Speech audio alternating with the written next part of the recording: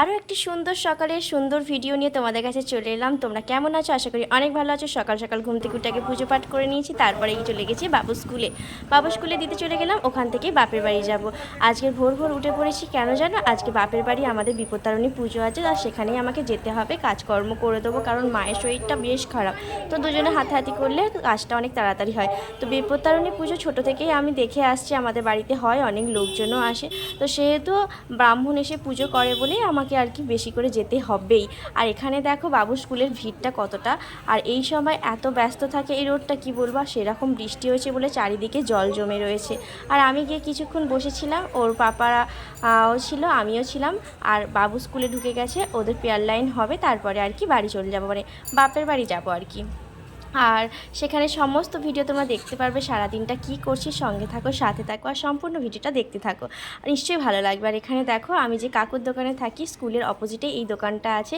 আর এই দোকানে দেখো বাচ্চাদের যত রকম ভ্যারাইটি খাবার দাবার পাওয়া যায়, ইনি মনে হয় সব কিছুই রেখেছে।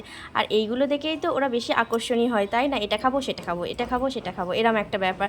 এখানে আরও পরপর অনেক দোকান আছে, তবে এই দোকান থেকেই বাবু বেশি কেনাকাটা করে। আমি গিয়ে অনেক কিছু কিনে নিলাম, প্রায় 120 টাকার বাজেট করে ফেললাম।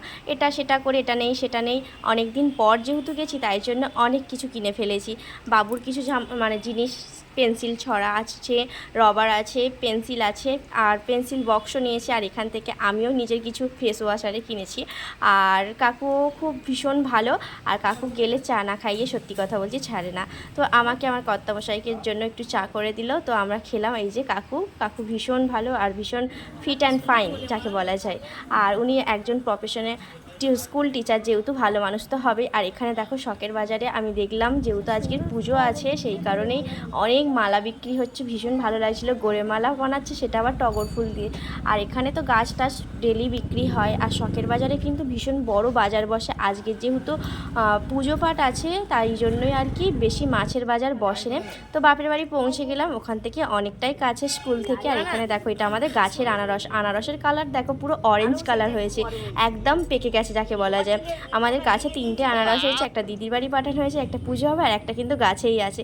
তো আকাশটা দেখো, মেঘ দুটো কত সুন্দর, মানে পেঁজা তুলোর মতো কি সুন্দর ভাসা ভাসা মেঘ। আর এখানে ঠাকুরের ভোগের জন্যই আর কি মা ব্যাটার গুলে রেখেছিল, যে এক ভাজা পিঠে বানানো হবে। আমাদের এই পুজোয় কিন্তু ভাজা পিঠেটা মাস্ট যাকে বলা যায়। তারপরে লুচি সুজির ভোগ তো আছে। এখানে শাক ভাজা, পটল ভাজা, আলু ভাজা হয়ে গেছে। এখানে দেখো ভাজা পিঠে হচ্ছে, মা ভাজা পিঠে ভাজছে, এত সুন্দর টোপর টোপর হয়ে ফুলছে, শুধু ডিগবাজি খাচ্ছে। তোমরা নিশ্চয়ই বুঝতে পারছো ভাজা পিঠেগুলো কতটা সুন্দর ফুলকো ফুলকো লুচির মতো, মানে পুরো ফুচকা যেন যাকে বলা যায়। আর এখানে আমি লুচি করে নিচ্ছি ঠাকুরের ভোগের জন্য তাড়াহুড়ো করে। আর এখানে দেখো আমি সব কিছু কাজ কমপ্লিট করে ফেলেছি, ঠাকুরকে সাজানো গোছানো, ঠাকুরকে নৈবেদ্য দেয়া, মানে প্রদীপের সলতে করা থেকে সব কিছু, চন্দন ঘষা। আর এখানে ঠাকুর দেবতাকে সাজিয়ে নিচ্ছি। এই যে দেখতে পাচ্ছ বাবা পঞ্চানন্দ শিবলিঙ্গ, আর এই যেখানে মা কালী আছে। এই ঠাকুরটা কিন্তু আমাদের 25 বছর আগেকার ঠাকুর, মানে আমি যখন জন্মাইনি তখনই আর কি ঠাকুর করে বাপি প্রতিষ্ঠা করে পুজো দিয়েছিল। আমাদের কিন্তু ঠাকুরগুলো সিমেন্টের ঠাকুর, জানো তো। তবে আমাদের ঘরদোর হলেও ঠাকুর ঘরটা এখনও করা হয়নি, 25 বছর আগেরই ঠাকুর ঘর এটা। সেই কারণে ব্রাহ্মণ এসে গেছে, পুজো পাঠ হচ্ছে। এই যে আমার ঠাম্মা বসে আছে। আর আমার ঠাম্মার বয়স কত হবে বলো তো? তোমরা আন্দাজে বলো, কমেন্ট করে যে আমার ঠাম্মার বয়স কত হতে পারে। হ্যাঁ, তবে আমার ঠাম্মার প্রায় 90-এর কোলে বয়স, কিন্তু দেখতে তাই না। আর এখানে ঠাকুরমশাই আরতি করছে মাকে, আর আমি সেই ভিডিওটা তোমাদের সঙ্গে তুলে ধরেছি। আর আমাদের ঠাকুরকে না বছরে একবার শাড়ি পরায়। আমার ঠাম্মা যে রেওয়াজ, মানে রীতি পালন করে এসেছে আর কি, সেটাই আমার মাও করে। ঠাকুরকে বছরে একবার কালী পুজোর দিনকে শাড়ি পরাতে হয়, এছাড়া শাড়ি পরানো যায় না। আর এই শাড়িগুলো আমি মাকে দিয়ে থাকি, এটা তাঁতের শাড়ি ছিল। আর গয়নাটাও আমি দিয়েছিলাম। আমি ভেবেছি এবছর একটু ভালো মাকে সাজাবো, গোছাবো। আমার ইচ্ছা আছে, তোমরা আশীর্বাদ করো আমি যেন অনেক এগিয়ে যেতে পারি। আর মায়ের আশীর্বাদ থাকলে তো অবশ্যই আমি অনেক দূর এগিয়ে যেতে পারবো। আমি নিশ্চয়ই মাকে সুন্দর করে নতুন বধূরূপে সাজানোর চেষ্টা করব। আর তোমরাও আশীর্বাদ করো, নতুন ঠাকুর ঘর করে মাকে যেন সুন্দর সাজিয়ে গুছিয়ে অপূর্ব রূপবতী করে তুলে ধরতে পারি আর কি। আর মা তো এমনিতেই মা, তাই না? মা যেমনই হোক না কেন, মা তো আমাদের মাই।